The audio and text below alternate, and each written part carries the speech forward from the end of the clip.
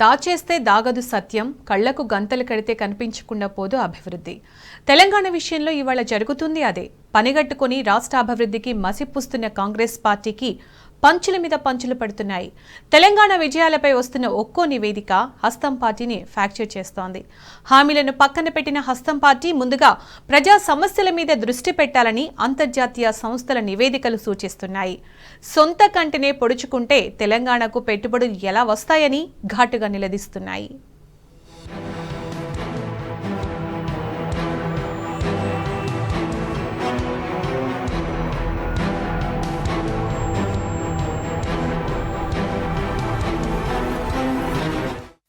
పరిపాలనను గాలికొదిలేసి ప్రజా ప్రయోజనాలను అటకెక్కించి కేవలం బురద జల్లడమే పనిగా పెట్టుకుంది కొత్త ప్రభుత్వం.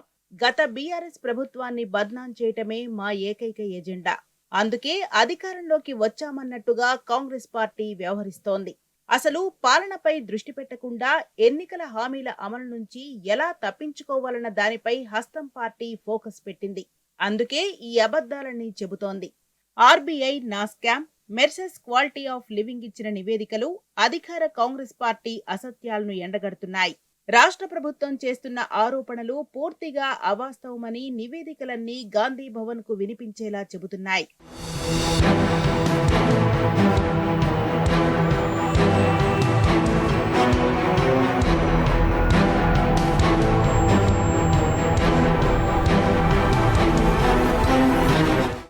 రాష్ట్రంలో కాంగ్రెస్ పార్టీ అధికారంలోకి వచ్చి గత 15 రోజుల్లో అనేక సంస్థలు తెలంగాణ విజయాల గురించి నివేదికలు విడుదల చేశాయి. తెలంగాణ తొలి ముఖ్యమంత్రి కేసీఆర్ నాయకత్వంలో గత బీఆర్ఎస్ ప్రభుత్వం వేసిన అభివృద్ధి బాటలకు ఈ నివేదికలే ప్రత్యక్ష ఉదాహరణలు. గత బీఆర్ఎస్ ప్రభుత్వం ఏమీ చేయలేదన్న కాంగ్రెస్ పార్టీ అర్థం లేని విమర్శలకు అవన్నీ చెంప చెళ్లుమనిపించే సమాధానాలు. ఒక రకంగా కాంగ్రెస్ ప్రభుత్వం చేస్తున్న తప్పుడు ప్రచారానికి తాజా నివేదికలతో గట్టి ఎదురుదెబ్బ తగిలింది. జాతీయ, అంతర్జాతీయ సంస్థలే తెలంగాణ ఆర్థిక పరిస్థితి మెరుగ్గా ఉందని చెబుతున్నప్పటికీ ఎందుకు అధికార కాంగ్రెస్ పార్టీ వచ్చి అబద్ధాలు ఆడుతుందో తెలుసుకోలేనంత అమాయకులేం కాదు తెలంగాణ ప్రజలు.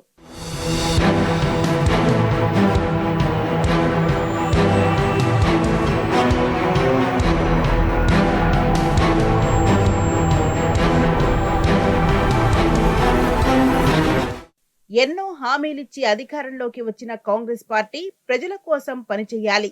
గత ప్రభుత్వం కంటే తాము ఇంకా బెటర్ గా ఏం చేస్తామో చెప్పాలి. తమ రాష్ట్రాన్ని మరింత అభివృద్ధి ఎలా చేయాలో ఆలోచించాలి. రాష్ట్రాభివృద్ధి మెరుగ్గా ఉందని నిరూపించి పెట్టుబడులు తీసుకురావాలి. అది బాధ్యత గల ఏ ప్రభుత్వమైనా చేసే పని. కానీ అది మానేసి కాంగ్రెస్ ప్రభుత్వం రివెంజ్ పాలిటిక్స్ కు దిగింది. ఎవరి ప్రయోజనాల కోసమో ఎవరి ప్రశంసల కోసమో తెలియదు గాని రేవంత్ రెడ్డి సర్కార్ తెలంగాణ రాష్ట్రంపై ఇలాంటి తప్పుడు ప్రాపకాండ చేయటం ముమ్మాటికి దుర్మార్గమే. ఇలా విష ప్రచారం చేస్తే రాష్ట్ర ప్రయోజనాలకు చేటు కాదా? ప్రజలకు కీడు చేసినట్టు కాదా? దీనికి అధికార కాంగ్రెస్ పార్టీ ఏం సమాధానం చెబుతుంది?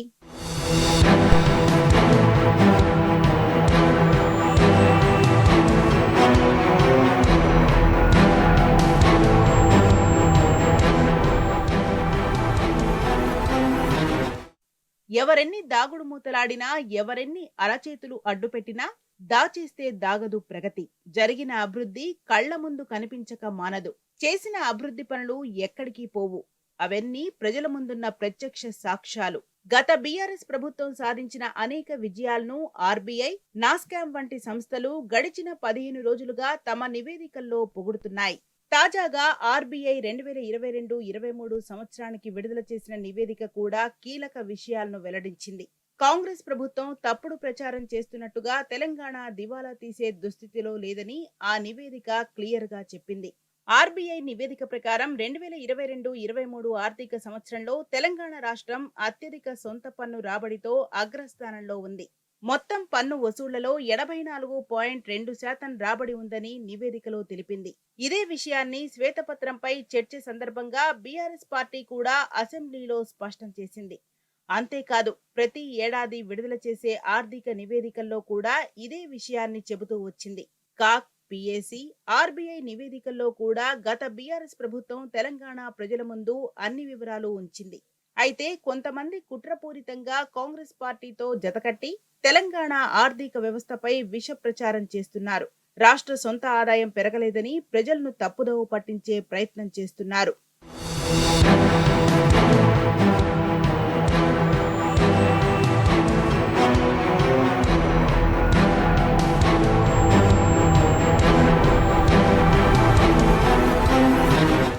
రాష్ట్రంలో ఆదాయం కంటే అప్పులే ఎక్కువ ఉన్నాయని రాళ్లేస్తున్న అధికార కాంగ్రెస్ పార్టీకి ఆర్బీఐ తన నివేదికతో కళ్లు తెరిపించింది. దేశంలో తెలంగాణ ఎక్కువ అప్పులు చేసిందని హస్తం పార్టీ ప్రచారం చేసింది. అయితే జీఎస్డీపీలో తెలంగాణ రుణం దేశంలోని దిగువ 5 రాష్ట్రాల్లో ఉందని ఆర్బీఐ నివేదిక స్పష్టం చేసింది.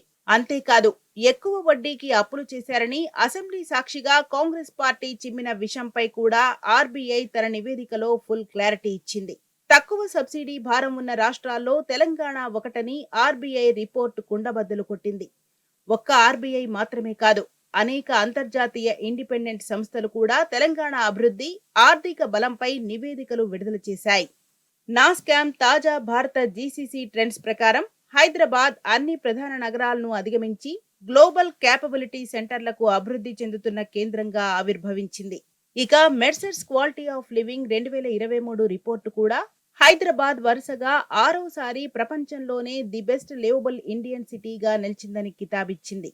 ఈ నివేదికలన్నీ చూస్తేనే నిజాలేంటో అర్థమైపోతున్నాయి. ప్రజలకు అబద్ధాలు చెబుతున్న కాంగ్రెస్ ప్రభుత్వానికి, హస్తం పార్టీ నేతలకు ఆయా సంస్థలు గట్టిగానే నలుగు పెడుతున్నాయి.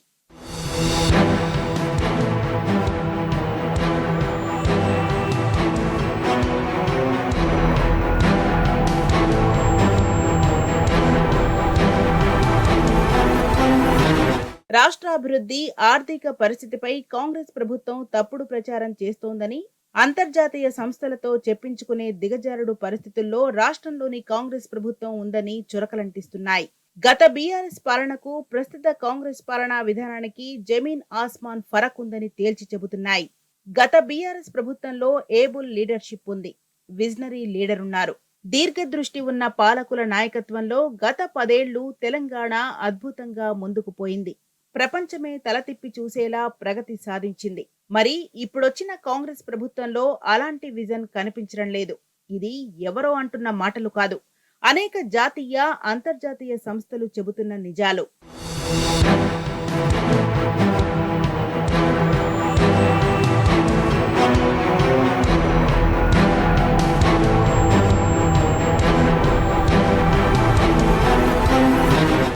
ఏ నివేదిక చూసినా కాంగ్రెస్ ప్రభుత్వానికి గట్టిగానే షాకులిచ్చాయి.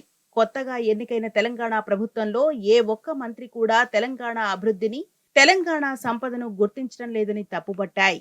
అంతేకాదు, వారు అభివృద్ధిని గుర్తించకపోవడానికి బదులు తెలంగాణ బ్రాండ్ ఇమేజ్ ను నిందించడంలో బిజీగా ఉన్నారని చురకలంటించాయి.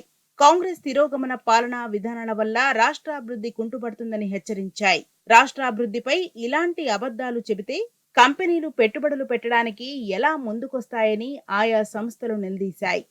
అదే జరిగితే రాష్ట్రంపై ఆర్థిక భారం పడి నిరుద్యోగం పెరుగుతుందని సూచిస్తున్నాయి.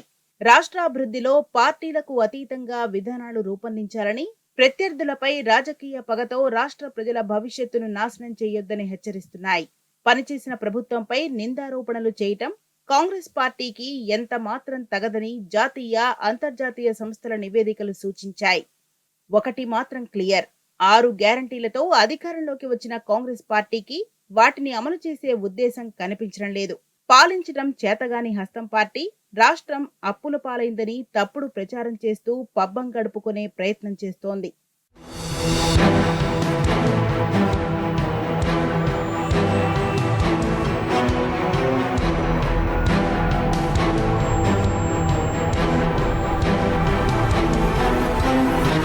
తెల్ల కార్డుంటే ఆల్ ఫ్రీ, లేదంటే ఆల్ కట్ అన్న భయాన్ని తెలంగాణ ప్రజల్లో కల్పిస్తున్నారు. సంక్షేమ పథకాలకు రేవంత్ టీం తెలివిగా కత్తెరేస్తోంది. అర్హులను తగ్గించే కుట్రలకు వ్యూహరచన గట్టిగానే జరుగుతోంది. నాడు ఉద్యమమైన ప్రభుత్వంలో ఉన్న, ఇవాళ ప్రతిపక్షమైన బీఆర్ఎస్ పార్టీ ఒకటే పక్షం, అది ప్రజల పక్షం. గులాబీ పార్టీ జెండా, ఎజెండా ప్రజల ప్రయోజనాలే.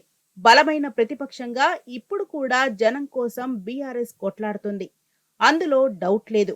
కాబట్టి ఇక్కడ అధికార కాంగ్రెస్ పార్టీ ఒకటి గుర్తుంచుకోవాలి. ఇచ్చిన 6 గ్యారెంటీలను అమలు చేయకపోతే జనం ఊరుకోరు. తేడా వస్తే తిరుగుబాటు తప్పదు. ఈ విషయం హస్తం పార్టీలోని పెద్దలకు కూడా తెలుసు. అందుకే మంత్రులు అయోమయంలో పడ్డారు. తమలో తాము కుమిలిపోతున్నారట. ఇక నిరుద్యోగుల్లో కూడా కొత్త ప్రభుత్వంపై అసంతృప్తి పెరుగుతోంది. మెగా డిఎస్సి లేకపోవడం, గ్రూప్ ఎగ్జామ్స్ వాయిదా పట్టం, అటు జీవో 46 పై ఆందోళనలు కొత్త ప్రభుత్వానికి పంటి కింద రాయిలా మారాయి. అంతేకాదు, మహిళలకు ఇచ్చిన మాట, రైతులకు ఇచ్చిన హామీ ఎలా నెరవేర్చాలన్న భయం పట్టుకుంది కాంగ్రెస్ పార్టీకి. కాబట్టి ముందుగా ఈ హామీలపై దృష్టి పెట్టాలి. బురద జల్లుడు రాజకీయాలకు ప్రభుత్వం స్వస్తి పలకాలి. ఇది జనం సూచన.